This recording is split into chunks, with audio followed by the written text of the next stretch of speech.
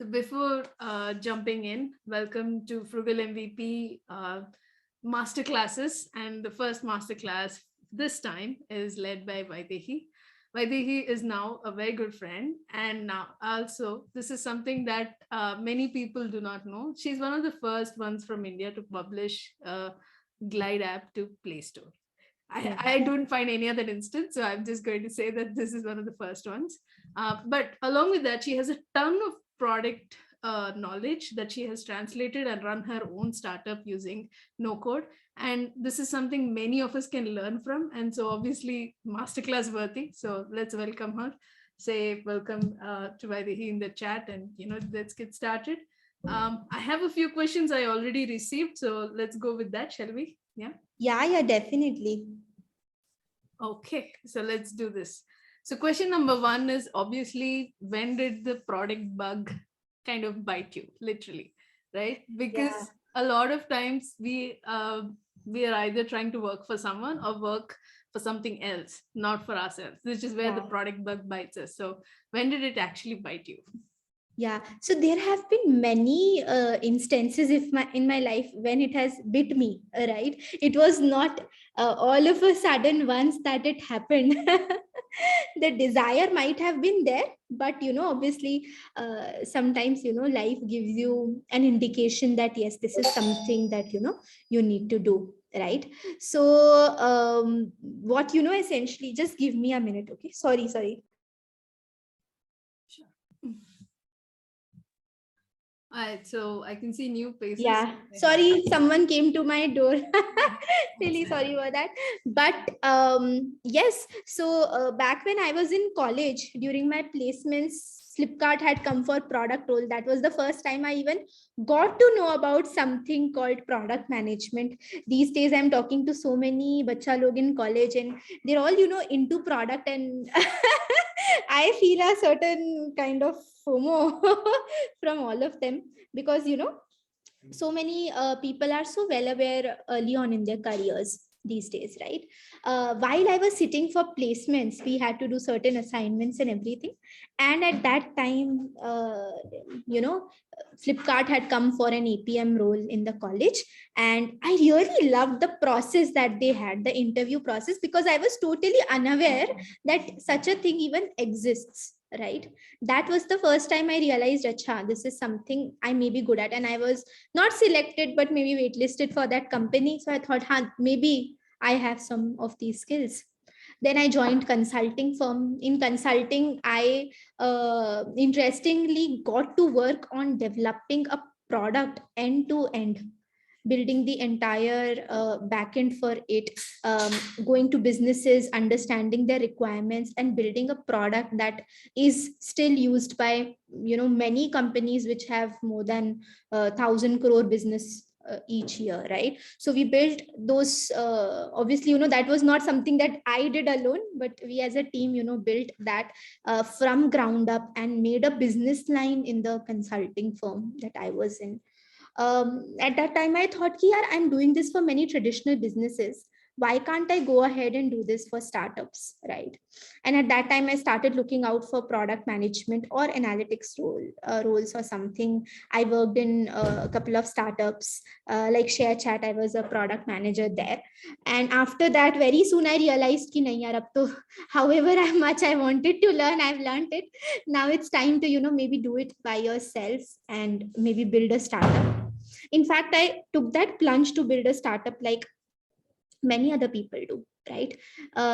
Thinking ki हाँ यार सब सीख लिया है, now we will basically just get a tech co-founder and build something with the tech co-founder. I had a very good tech co-founder. He has been my friend for last 15 years now, and we were in school coaching together and we studied together. We were very good friends. uh, at that time we started, he built an app and everything for the idea that we had. But very soon we realized that it's not a tech co-founder, it's not one industry, it's not one idea that makes or breaks things, right? for you to build a good startup, it's the kind of synergy you and your co-founder have, the kind of excitement that you have to build something for yourself, and how deep is the problem, how how much does the problem make business sense in the world. That is what is maybe more required, and we learned it the hard way. In a couple of months only we decided to part ways, and after that I had that kida to do something, but I had no tech co-founder, so I felt myself very astray, right? Because at a point of time when you've been in product in bigger companies like maybe a ShareChat which has 15 million users coming in every day, that is the scale it had at that time, and you're doing everything sitting in a cozy room and all, you have the entire team set up to do things. That was easy. Having a tech co-founder on your side while you are thinking about other things which जुगाड़ू तरीके से हो जाता है, was also easy. But after that, when I thought ki no, I wanted to build a startup and scale it up, I want to do something that's scalable, which was SteerMe, the startup that I have. At that time I thought ki nahi yaar, ab to I have to do it by myself, and I went on this huge 1 month long exploration phase where I was just, before that, all I knew was making a website using Wix. That is all I knew. And maybe building some stuff from Canva. That was my exposure, nothing else. And then I figured out how to do it. I released an app on Play Store as well. We had a great website and everything. We have now more than 20,000, approximately 20 to 23,000 users, 350 mentors, and the entire thing runs on autopilot mode, which has given me a chance to think beyond that as well from time to time. And I've worked in a couple of jobs and implemented no code there as well after that. But the kind of confidence that I've got, especially after doing that, has been immense, that a person like me can make their dreams possible. And then you really realize what you stand for, right? When you have everything and capability to do everything, when you feel that you have the power, you are able to look deeper inside of yourself and really ask whether this is the thing that you want to do or not, because you'll always get some or the other kind of things in your mind, right? But then I realized, what really mattered to me, and I am on that path now. So that has been my product journey so far. I hope this was a long but some interesting answer to that question. I hope it was a short introduction for me as well, and my journey so far as well. Yeah. So actually, it's a perfect introduction, which gave me the next question, which was part of it, which is like, after SteerMe, which is now scaled up to 23,000 users, built on no-code apps and autopilot, what are the other companies that actually opted for no-code, and or rather, you introduced no-code and made it easier for them? Yeah, definitely. So I worked with a startup called AbleJobs. There I led one of the business lines. So after my startup, I realized that I am not so great at business and maybe team building. And at that time, I thought that SteerMe as a company can run part-time as well, right? It does not need my full-time attention. This is just the outcome that we had, and there would be many ideas that will have that kind of outcome, right? So after that I decided ki I'll just make processes that help SteerMe to run on autopilot. And it's still running. You still have daily calls and everything, but after that I decided I'll have to learn a couple of things. That's when I went to AbleJobs. I built a great team there of 50 people, started a business from scratch, scaled it to approximately 50 lakh per month revenue. And during that time, obviously we were exploring a tough problem, so we were building a job guarantee program for India, that too for users who are not so great at English, maybe, right? Those who want a customer support, sales job and all, right?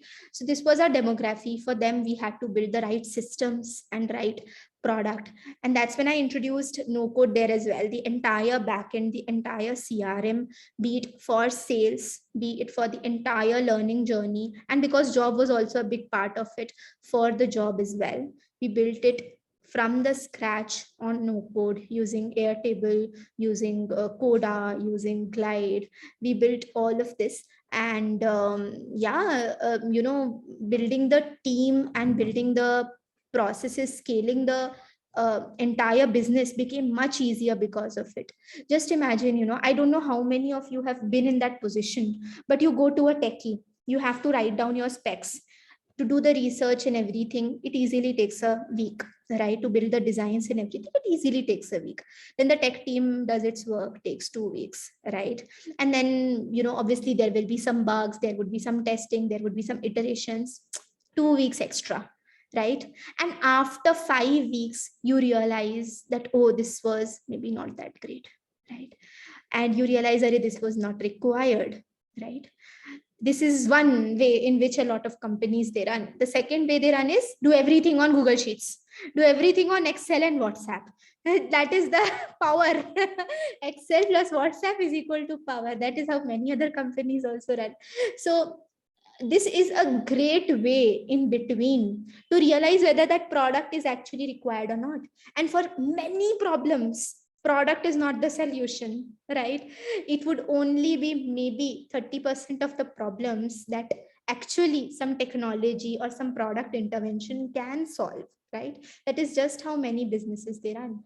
And at that time I got this great opportunity to see, if you have to put people for this work, do it. If you have to set the right processes, do it. If you have to make a product, develop it by no code in 2 days, get it deployed, and get the results as fast as you can, so that you can focus on what's more important, right? Which is building your business, providing a great user experience, actually delivering some results, right? So yeah, that is how it was. Yeah, that makes a lot of sense, right? Yeah. The perfect part is when you said very clearly, either get the whole thing done and design and then move to code, or use Google Sheets and WhatsApp. It's Correct. this or this. There's no in between option, and Correct. that in between, I guess, no code is filling in very well. And Yeah. real product management, and the products, the whole product teams itself, their function is becoming more valuable because now they have less dependencies, right? Right. So now that you are somebody who is a product manager who has paired with no code skills, so of course it has upskilled you and pushed you into even further things. What are those unseen other benefits than what is obvious that you have noticed? Yeah, sure. It makes user research way more easier. These days, I'm working with Stoa School. I don't know how many of you have heard of it, but they're, planning to build a proper product and everything, make some changes, and to do a lot of user research and see how users they react to certain products, right? That is such a great thing, even to arrive at your thesis, right? That, oh, does this thing work or not? A very important thing for product managers is validation of the thesis that you have, right? That is certainly one of the things that is there. The second thing that certainly is there is the time to market is very less, right? So let's say there is something that is very important in the business, right?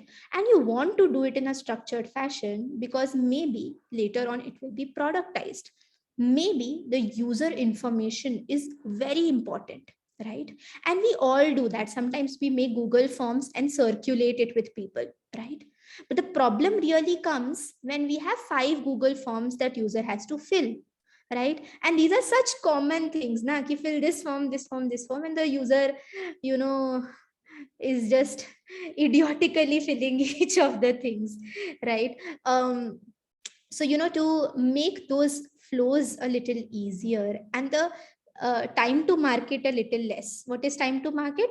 Again, that thing only, na? Something in a structured fashion that does not take 5 weeks to get developed.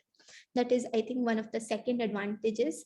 The third thing is, a lot of times, you want some validation on some softer things, like, does this copy work or not? Does this color work or not? Is this kind of interaction something that user can do or not? Let me give you an example. So let's say there is a person from tier 2 3 cities, right? Everyone knows that they do not know how to type, right? But to solve for it, there can be 15 different things that we can do, right? And let's say it is choose one option, or record a video, or record an audio, and there are so many more flows that we can test, right? So that testing becomes extremely easier. Understanding what is easy for the user to read, what is not, that becomes easier. And otherwise you just have to ship it and see. Yeah, there's no other way. The other way obviously is make it on Figma, make a full prototype and see. But I would say that that's a little more difficult, because you need some good design skills to do that as well, right? So that's the other thing. I've made many pitches to companies just on a Glide app. I've shown them that for sales, and I said, "Ha, ye to hai product. This is the product, and you can just browse through it. You can make your this." And people have signed MOUs. Companies have agreed to big projects as well, and it acts as a great part of your sales pitch as well. At times, when you have that product, you go to them, and the kind of confidence that they have in you and you have in yourself is also awesome, right? All there can be many more ways. These are the ones that come to the top of my mind now. Yeah. Let me know if you know. I'm giving very long answers. I just want. No, this is perfect. Don't worry about it. Okay. I think we just got a question. Huh. If there is one app that is more suitable for most businesses, would it be Glide or some other? I just want to learn half the tools properly, but those tools should give me maximum opportunity. Obviously, you're looking for ROI. Perfect. Yeah. So before My, we jump to this, right, yeah. I think you should answer a little bit about your no-code journey, on why you zeroed in on Glide. I did ask this question earlier, but definitely that would help a lot of us for this context as well. Yeah, definitely. So I've been a big promoter, Glide promoter and evangelist. I've used many more tools as well. Aisa nahi hai, because I was in that phase at one time. But my understanding before Glide was making a Wix website, buy a domain on godaddy.com, make a Google form, and that's all, I think. Yeah. Um, at that time, what I wanted to do was, I did not want to settle on a design problem. I did not want to settle on a non-scalable solution. I did not want to settle on something that I do not have control of, like giving it to an agency and getting it done. I had some things very clear in my mind, and I knew that Wix though was possible. If nothing else, Wix is possible. That is what I had explored. And you Google it and see, na, ki you buy a $50 thing in which sign in you can do, and you can buy 50 other Wix templates and stuff like that, and that you can do. So I thought, maybe this is okay. Then I had a very long journey of exploring. I explored how WordPress and WooCommerce and all of these things work, how many different community and marketplace tools like Tribe and a couple of other marketplace tools, they work. Some words were clear to me, right? Like I was marketplace, yeah, two-sided marketplace. These are business concepts because I had some strategy and product background. I knew. So understanding, yeah, this is the kind of marketplace that I want to build. I searched a lot through it, but eventually I realized, yeah, this is maybe not what I am looking for, because they are trying to sell a physical good in a lot of places. I was trying to sell time or services. Then I tried a little with Calendly. Yeah, but the problem with Calendly again was, at each point of time you had to share different people's Calendly link, but then again you have no visibility, right? You have no understanding of how it happens.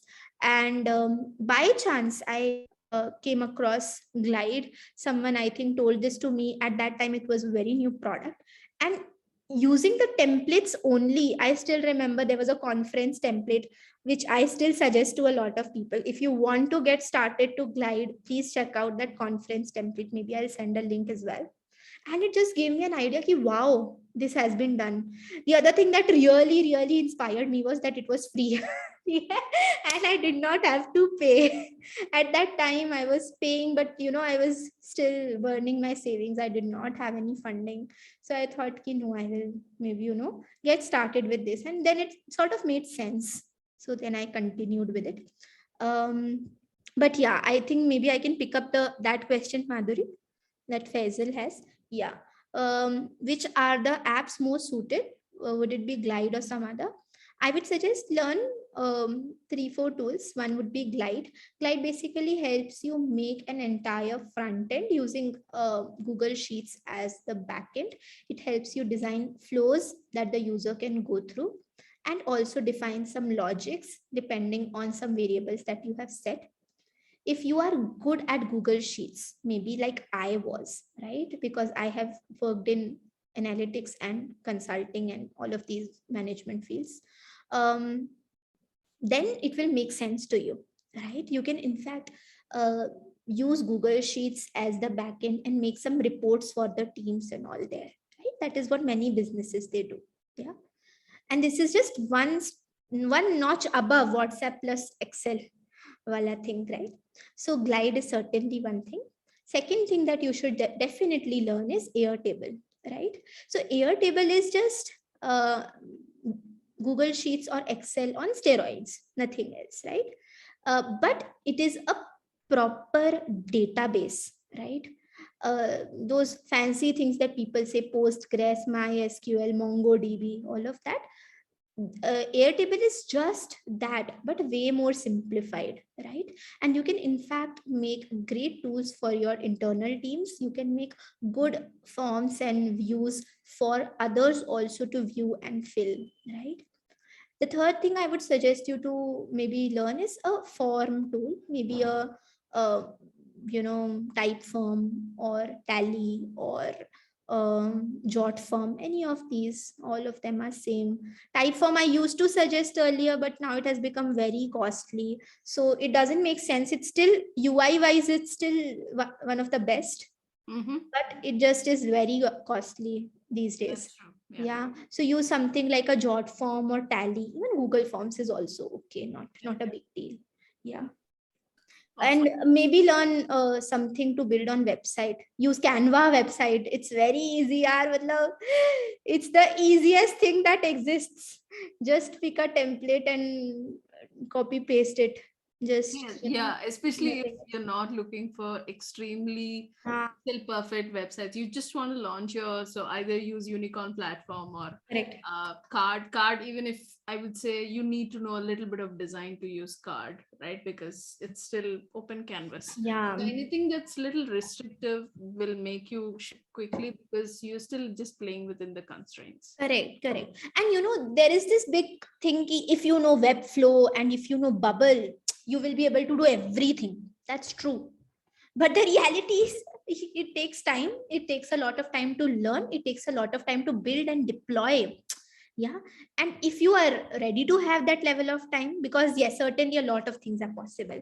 I want to make a TikTok style app for kids, let's say. That is my business idea.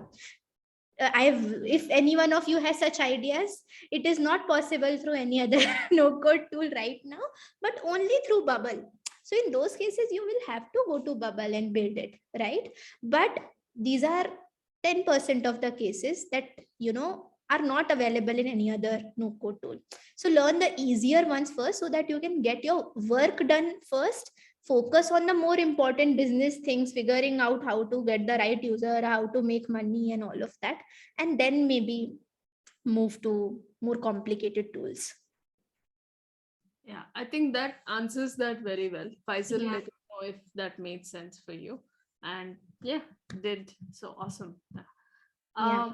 So one other thing is, could you show us how Steer Me was built? Like, can we see behind the scenes peek if possible? Is it? Yeah, I can maybe show you the backend. Front end, you can go to App Store and download it. Write a review as well. But maybe I can show you the backend. Give me a minute. Sure. Yeah. I'll just open it. Maybe you can look at the website first. Many of you who are maybe not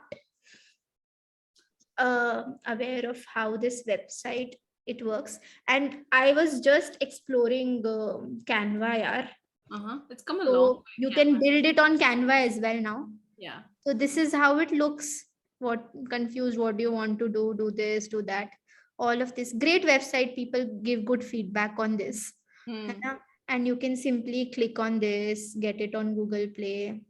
Yeah, you can check everything here, become a mentor. You can, apply, and then all those automations are there, whatever you want, right? It's basically a mentorship startup. You Yeah. can, in fact, build this entire flow. I've done this using Wix because I was familiar with it, but easier things like Canva and Card and all of those can also be used, right? If I maybe show you the backend, 1 second. By the way, I open this backend like very less these days. So these are all my mentors. I think 326 are the live mentors right now. And these are all their details. Plus I've, for every single mentor, they have a mentor profile. They have certain onboarding that they do, so that we also have those details. Let me just maybe come here so that their numbers are not visible. But yes, they have given all of their details that we required, and to build their profiles as well. These details you can see here. Then they have also provided their availability, right? What at what times are they available, etc. Yeah, and then basically, they've provided the slots that they're available also in. And because I was good at Excel, I have done some Excel functionality on this so that I can make a Calendly using Glide. So all of these other things that you see are stuff that I have done to make Calendly. So just imagine SteerMe is Instagram, no, not Instagram, maybe an Urban Club plus Calendly. Okay, that is what it is. For Right? mentorship. Yeah. So that is not even Urban Club. I think it's something like where you can discover On-demand, people as right? well. So Sorry? on-demand booking. Yeah. Plus you can explore different mentors and choose. Yeah. All of that. You can pay as well. So all of those things are also there. So yeah, you can, I've done a lot of different experiments and made 3-4 apps using the same backend. Okay. One was one of the discussion forums that we launched. One was a rank tool. So JEE ka basically we made a entire suggestion recommendation tool ki enter your rank, enter your whatever your reservation type and state is, we will suggest you which colleges to apply in using past 5-year data. Oh, nice. This also we built on this because it was required in the thing. How does this look in the front in the app? How does it look? Yeah, now I'm not paying for it because now admissions are not going on. Yeah. But maybe I can show it to you. But yeah, this was the backend for that, right? You just have this backend key. What is the opening rank? What is the closing rank? What was the exam that they gave? Because there were two kind of exams that people used it for. So just, entering those details and making that kind of a tool. What, a booking looks like. So these are all the bookings that exist where kids can go and book a call, copy of booking, who are the users, all these user details and stuff like that. Making some, this was the JE discussion group where they, write down their questions. Okay, I have this question, give me a suggestion. Then 4 people have written a comment on this. All of that, basically Facebook group plus tool plus mentorship platform plus Calendly, everything in one place, right? So we experimented with a lot of stuff. And, again, as I mentioned, right, Glide enabled us to experiment these sort of things. And I never felt restricted to do so. Let's say I also launched some content flagship programs. Let's say you want to be a CA, right? The problem with being a CA is you do not have the right mentorship. You do not have the right pathway. You do not know what to study, where to study it from, right? Then we made a full flagship program for CA learning where we have some mentors who would come and help them go through the entire learning journey as well. We had some good content on the app as well. And that package was essentially purchased by a lot of people. That too, we built on Glide only. Nice. It was a separate app, right? So it enabled us to do all of that. It may look quite complicated, but when you get started, right, it will just seem so easy to you, right? And if at any time I felt ki nahi yaar, maybe I need a different tool to do this, so I have one mentor app in which mentors can create their profile, discover other mentors, maybe see how their profile looks elsewhere, take a look at their bookings and interactions with the students and provide feedback. That was one separate app for students to discover, evaluate and book calls with the mentors, provide feedback, all of that. That was a separate app. For JE, we had a separate app. For the CA thing, we had a separate tab, which only people who have purchased it can access. Yeah. So those things were, very easy to do with, Glide, and we have easily scaled till, these many users so far. Nice. And yeah. So obviously the question for many people is, Glide seems to be like the first solution, like probably like with Google Sheets and stuff. Should we move to other tools? Did you find a reason, or at what point should they make that transition? Yeah, definitely. There are some functionalities that Glide does not have, right? Number one thing is that there are no notifications that you can send on Glide.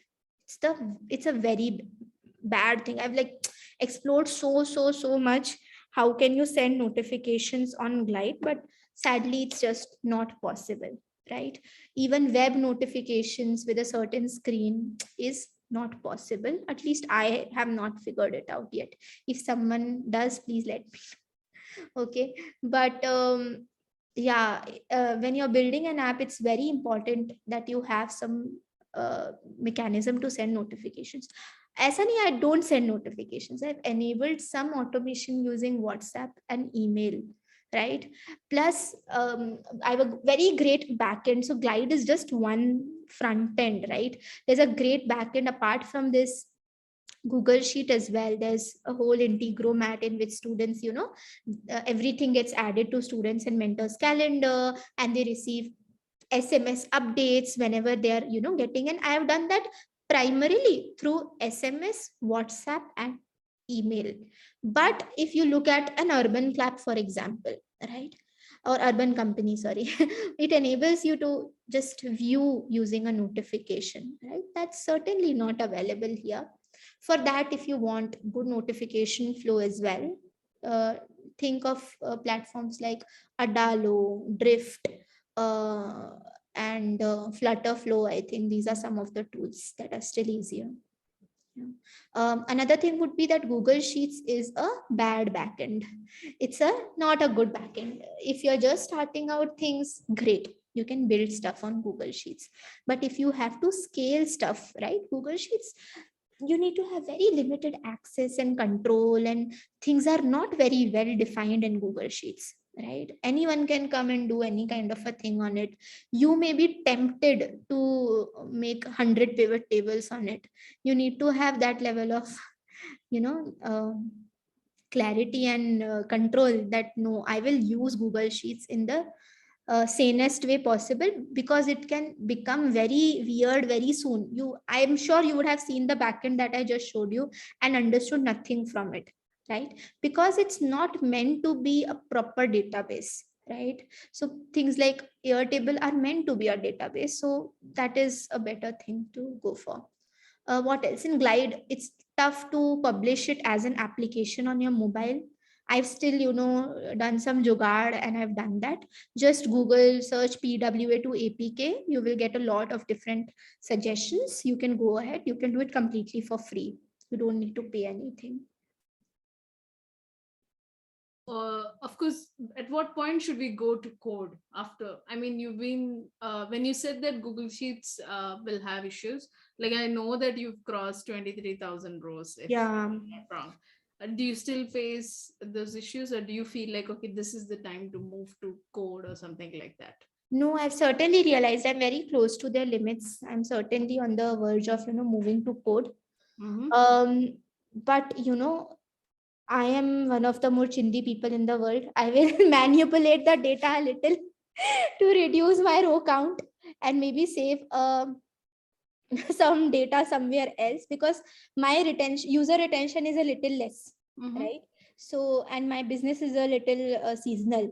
So when the season comes during March, I will maybe do a data dump somewhere and start a little afresh with some that kind of a thing. But when should you move to tech? Number one, when you have a tech team, because now you are accustomed to the level of control that you have. Number two, when you have clarity on what you want to build and why you want to build it, right? Because that is the reason why you were in code, no code in the first place, right? And number three is when you have capital to deploy towards it, right?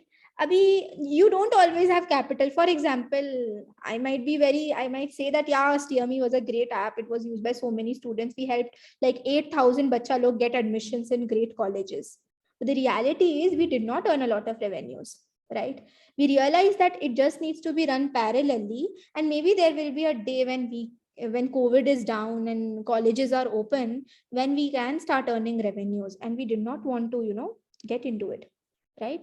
So go to code when you have the capital to deploy, and certainly go to code when you have realized that you need to measure things which otherwise you cannot. You want to build things that otherwise you cannot, right? Then it makes sense to not use no code, right? I think that's helpful, definitely. I guess this a lot of people have this scale question before even starting up. Yeah. But I would suggest that at least get 1,000 rows of people and profiles before thinking of tech or related activities. Yeah. Yeah. I've encountered a very big problem while moving to tech, because we tried this before at Able Jobs. Even at Stoa, we are doing that. So the problem with moving to tech is that you are so accustomed to a finished product, right? That takes time to build and perfect, right? And then obviously you need to run two things in parallel till the time the tech product catches up, right? And it certainly takes time. It will take you easily 4 to 6 weeks to perfect it, right? With uh, at least two back end, one front end person deployed, right? And one designer as well, because you would need good design, right? So 4 people plus 4 to 6 weeks, then you would reach that point. Even if you know what to develop, what exactly is this, it takes time, right, to perfect a good product and to give the same level of experience to the user. Sorry, I can't hear you, Madhu. No, I was saying I think that that's awesome, and it gives a lot of sense on how you launch a product and Correct. thinking of tech, and that's great. Now, what's next? Like, what's next for no code, especially when you're thinking about it? Yeah, definitely. So I have many ideas around no code. First of all, I've discovered it by chance, and it has helped me feel so powerful. First thing, what's next is that I see a lot of people who are currently running things in a very, very weird way, right? Let's say there is a restaurant owner initially who used to just make WhatsApp groups, or maybe print pamphlets and go and distribute it to others. I've seen so many restaurant owners now taking some WhatsApp based chatbots and moving into it, right? And this is just the tip of the iceberg. There are so many more people who are doing things in such an unstructured way, who will benefit out of some no code products, right? And the products, if you have seen Khata Book or OK Credit, these companies, or maybe a Dukaan app, right? These products are so easy for a user in a developing country. Need not be India, right? It can be any other country, maybe somewhere in South America or somewhere maybe Indonesia, right? There people are mobile first. There people do not know English, they have their own languages, right? There people may not be able to type because they're illiterate, right? So the kind of products that will come will be so easy that these people can also build and run things as easy as a WhatsApp or as easy as a YouTube, right? So that is certainly one thing. I'm really hoping that there are a lot of no code companies which are built in developing countries as well, because the problems are very bad. Why do I say this? Because a lot of no code companies are from the US, Canada, or European countries, not even from places like Singapore and all, which are also startup hubs. They don't have, or even India, they don't have a lot of no code companies. Country like Israel, which is actually very good at starting up, also does not have a lot of no code companies, right? So more and more, I think companies will come, tools will come from developing nations as well, so that we get that voice and those insights. There are no tools, by the way, which have phone number plus OTP authentication. If that's a problem, then Bubble is the only way to go. They have a authorization using phone, and these are such basic things that you and I, we all are very accustomed to, and I would want everyone in India to have that level of exposure at least, right? So yeah, those are the things. Plus design will be very simpler. Right now it's I don't know how many of you used thumb, what's the name, Madhuri? There is one, a thumb tack or something. Yeah, I think something like that. Yeah. Yeah, it's like very shitty. And that was the first very bad design and everything. Thunkable, I guess. Thunkable, yeah. Yeah. But it's very powerful, but it's so non-intuitive. Things obviously are going to be more intuitive, more use cases to be covered. Yeah. Yeah, absolutely. So I guess that gives a good roundup of from your journey to the future of no code. If there's one thing that you want to leave us with, would love to hear, like, if people are going to ship their MVP today, what is it that you want to tell them? You know? Many things. Yeah. First of all, yeah, I think Ryan has written Thunkable is very powerful but steep learning curve. Yes, exactly. I tried that, Ryan, in my exploration phase, but it just was very non-intuitive for a developer, right? Yeah. Great. So that's a tough question, Madhuri, that you asked, right? If you have to ship an MVP, what would you do? I would still say that product comes second. What really matters is if you have the right insight, if you understand what your user is looking for, what is the problem that you are trying to solve, right? And then you build the MVP in the easiest way possible, with the most okayish UI as well, and serve the user first. The only way in which a product can be improved is through user feedback. Yeah, no other way. There is literally no other way. So if you are launching an MVP soon, just write down, okay, I want these 5 functionalities. I will do it. I will sit and understand how to get it done. I will just get it done. I will ask for help whenever. And my main focus will be to get the user feedback as soon as is possible, and then to implement the learnings. Yeah. I mean, that's awesome. I guess that kind of rounds up our masterclass for today. Yeah. We'll just check if somebody has any other questions. I think Ashutosh had a question. Yeah, we covered that. Yeah.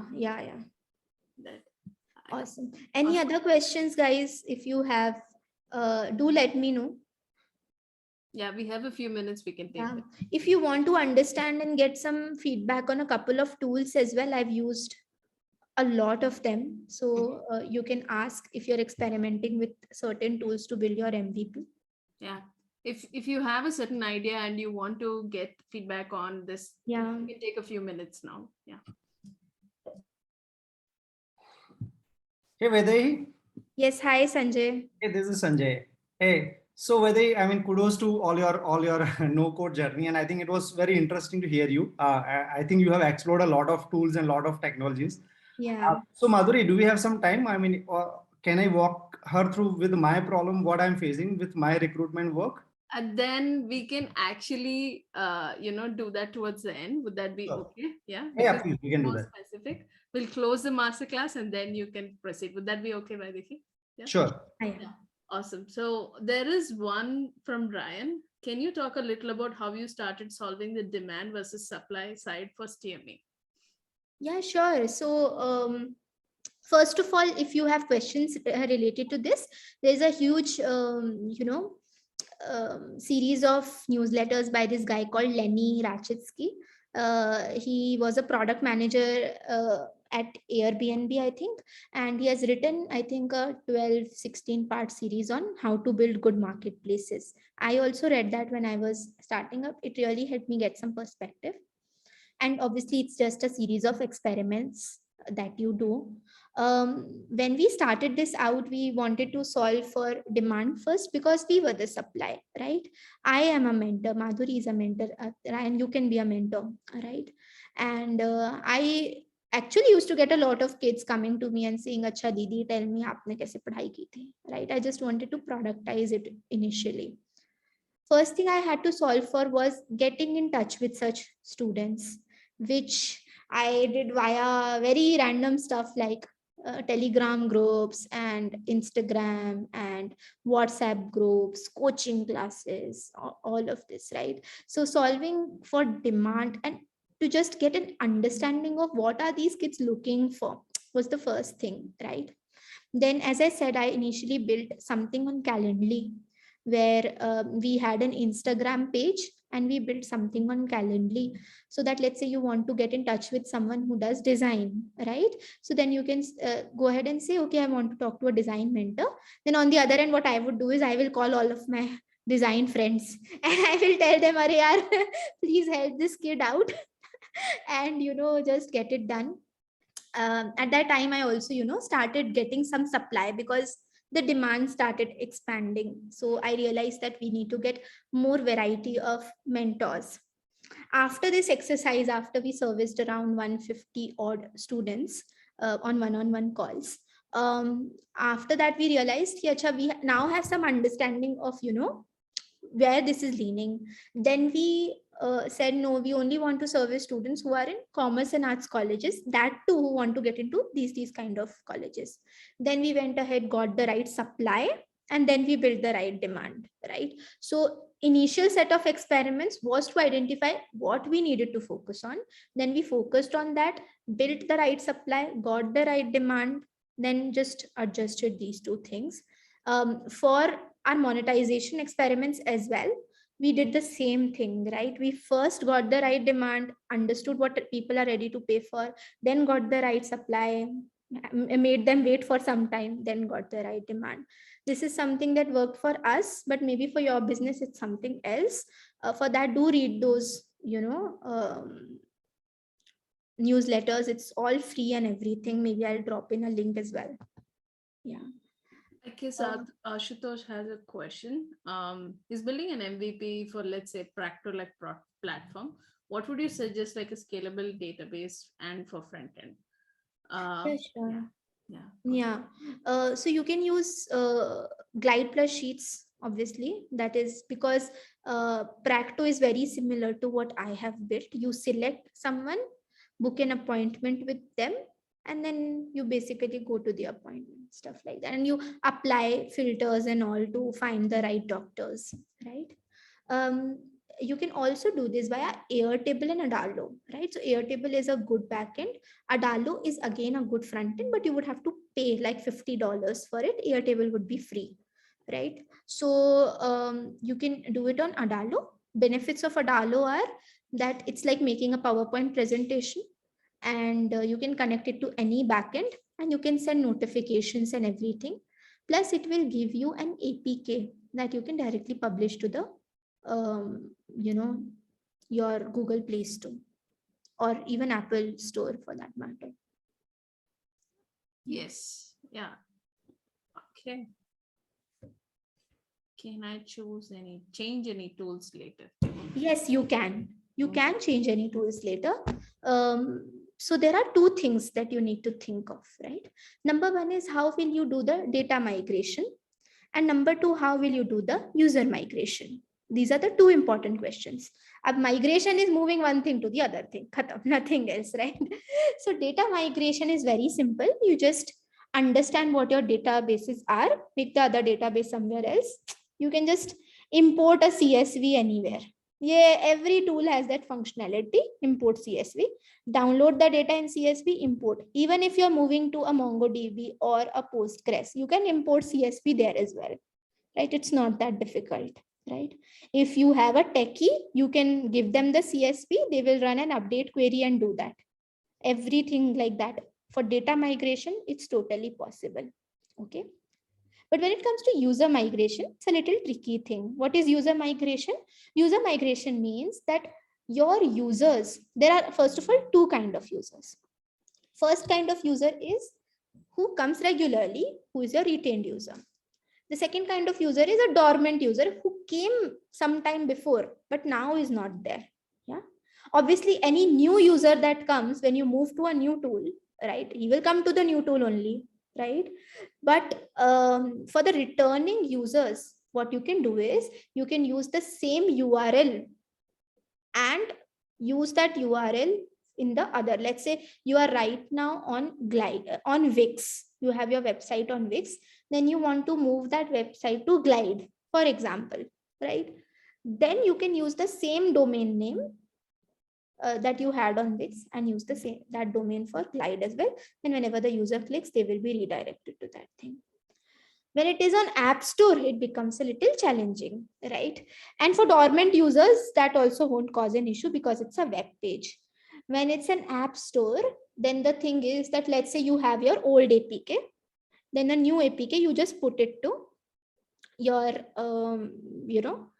this thing, your Play Store, right? It will obviously get updated. For all the returning users, right? Again, they need to update the app, right?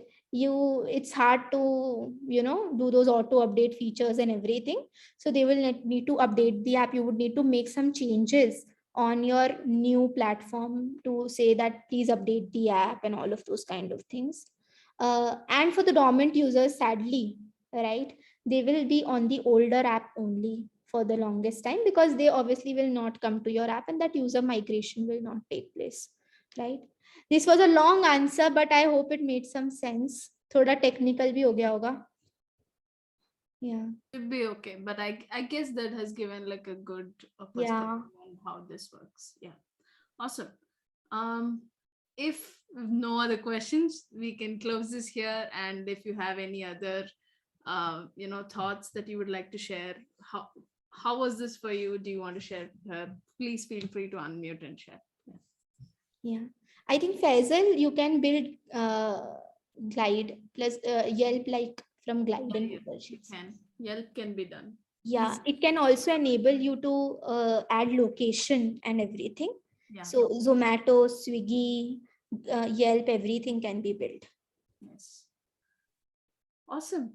So this is good. This has been a really good pleasure hosting you, Vaidehi. I loved every minute of it. And we'll close this here because no questions are here, and we close this. And if you have any other questions, put them in the Discord. I will send it to her and she can get back when she has some time. Yeah, definitely.